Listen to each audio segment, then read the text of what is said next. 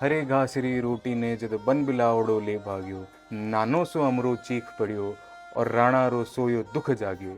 ये प्रसंग आता है कन्हैयालाल सेठिया की एक कविता के अंदर। क्या ये प्रसंग वास्तविक है या ये कवि की कल्पना मात्र है राजा की पीड़ा दिखाने के लिए?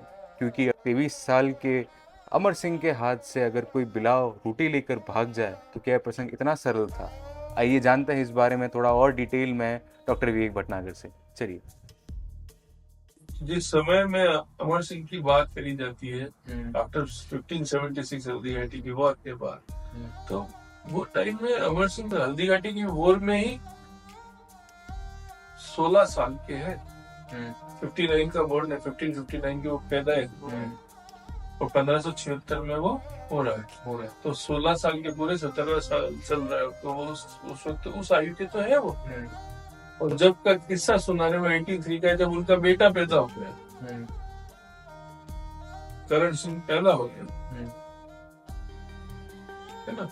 उस अवस्था में जब 59 में पैदा हुआ व्यक्ति, तो 23 साल का लड़का है, पहले तो उससे कैसे छीनेगा।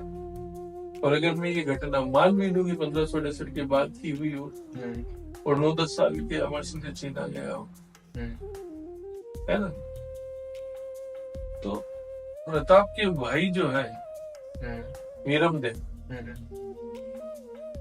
वो पूरे परिवार की सुरक्षा का काम कर रहे हैं महाराणा बनने के बाद प्रताप। तो वीरमदेव इतना कमजोर है कि उसके भाई के बेटे के हाथ से बिलाव ही छीन के ले जाए, ऐसा तो मैं तो नहीं मान सकता।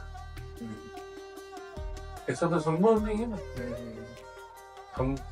हम लोग जिन परिवारों से आते हैं वहां पर तलवार पहला की है, तो उसके बाद में कोई दूसरी चीज हम बात सोचते हैं। ट्रैफिक नियम हमारा क्या, हाथ में तलवार, उसके बाद तो दूसरी चीज सोचते ना। तो जब हम ऐसा सोचते हैं कि आज हम सोचते हैं कि पहले तलवार फिर कुछ चीज, तो वो तो वीरमदेव था भाई, राणा जी का बेटा है, पूर्ण प्रशिक्षित सैनिक है। तो वीरमदेव एक सैनिक के तौर पर अपने राजा के परिवार की रक्षा कर रहा है, भाई के परिवार, राजा के बेटे, इसका अंतर सुन। राजा के परिवार की रक्षा कर रहा है, उसके पास में पूरे रंगेवास की सुरक्षा का जिम्मा है। जितनी स्त्रियां सब उनकी सुरक्षा में, जितने बच्चे सब उनकी सुरक्षा में, और उसके हाथ से कोई गिला दूसरे का और रोटी छीन के ले जाएगा, देखते भी जाएंगे, ये लेके चला गया, ये संभव नहीं है। ये कहानी कपोल कल्पित है, ये कन्हैयालाल सेठिया ने लिखी, जिसका उस संबंध में कोई रेफरेंस आज तक अवेलेबल नहीं, हिस्टोरिकल रेफरेंस मिलता ही नहीं। ये कहानी झूठी है, इस कहानी का कोई संबंध नहीं है। हाँ, प्रताप के कष्टों को सुनाने के लिए किसी कवि की बड़ी सुंदर कल्पना है, लेकिन राजा कमजोर है, राजा के पास साधनहीन है, राजा धनहीन है। मेवाड़ का राजा न तो कभी साधनहीन है, न कभी धनहीन है, कभी नहीं। और अगर मेवाड़ को सिर्फ ये अरावली की पहाड़ी में समझता है तो मूर्ख आदमी है, जिसको मेवाड़ की ज्योग्राफी कहीं पता नहीं है, वो उनका होता नहीं है ना।